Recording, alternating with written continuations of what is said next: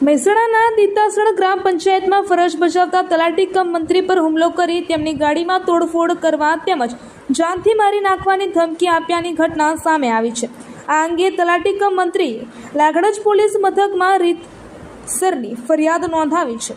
મહેસાણાની અક્ષરધામ ટાઉનશીપમાં રહેતા અને છેલ્લા 1.5 વર્ષથી દીતાસણ ગ્રામ પંચાયતમાં તલાટી કમ મંત્રી તરીકે ફરજ બજાવતા જીપિનભાઈ ડબાભાઈ જેસંગભાઈ ચૌધરી ઉંમર 35 વર્ષને નોંધાવેલી ફરિયાદ મુજબ ગતરોજ બપોરના 1:30 વાગ્યાના સુમારે તેઓ પંચાયત કચેરીમાં વીસી રમેશજી કુંવરજી ઠાકોર અને હાર્દિક મહેન્દ્રજી ઠાકોર સાથે હાજર હતા। દેશભરમાં વધી રહેલા સાયબર ક્રાઇમના ગુનાઓ વચ્ચે મહેસાણા પોલીસની ખાસ ટાસ્ક ફોર્સે બેંક ખાતાઓનો દુરુપયોગ કરીને 15.45 લાખની વધુની છેતરપિંડી આચરતા આંતરરાજ્ય સાયબર કૌભાંડનો પર્દાફાશ થયો છે। ભારત સરકારના I4C દ્વારા કાર્યરત NCCRP અને સમન્વય પોર્ટલ પરથી મળેલી ચોંકાવનારી વિગતોના આધારે મહેસાણા શહેર 2 ડિવિઝન પોલીસે 2 અલગ ગુના નોંધી 3 આરોપીઓ સામે કાયદેસરની કાર્યવાહી હાથ ધરી છે। પોલીસ તપાસમાં બહાર આવ્યું કે આરોપીઓએ મ્યુલ એકાઉન્ટ બીજાના નામે ખોલાવેલા હતા। બેંક ખાતાનો ઉપયોગ કરીને દેશભરના સેંકડો નાગરિકોને શિકાર બનાવ્યા હતા। બનાસકાંઠા જિલ્લાની પાલનપુર નગરપાલિકામાં પ્રમુખ અને ઉપપ્રમુખના નામોની જાહેરાત કરવામાં આવી છે। સુનીતાબેન પટેલ પ્રમુખ પદ અને દશરથસિંહ સોલંકીને ઉપપ્રમુખ પદ સોંપવામાં આવ્યું છે। આ નિમણૂક દ્વારા પાલનપુર નગરપાલિકામાં પાટીદાર સમાજને સ્થાન મળ્યું છે।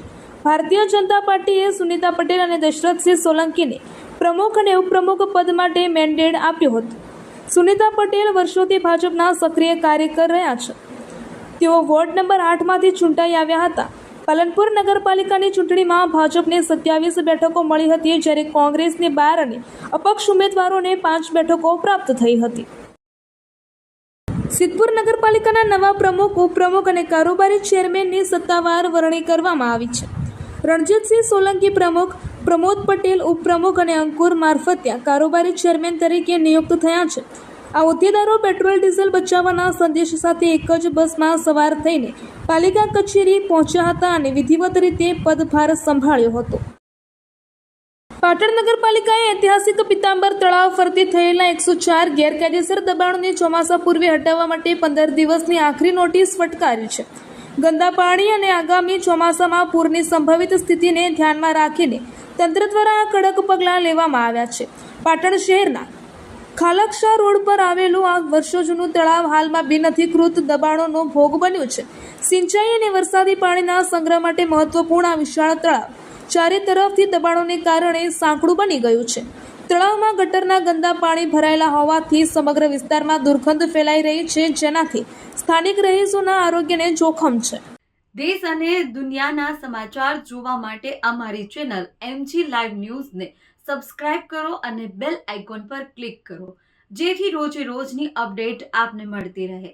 સાથે જ અમારું ફેસબુક અને ઇન્સ્ટાગ્રામ પેજને પણ ફોલો કરો।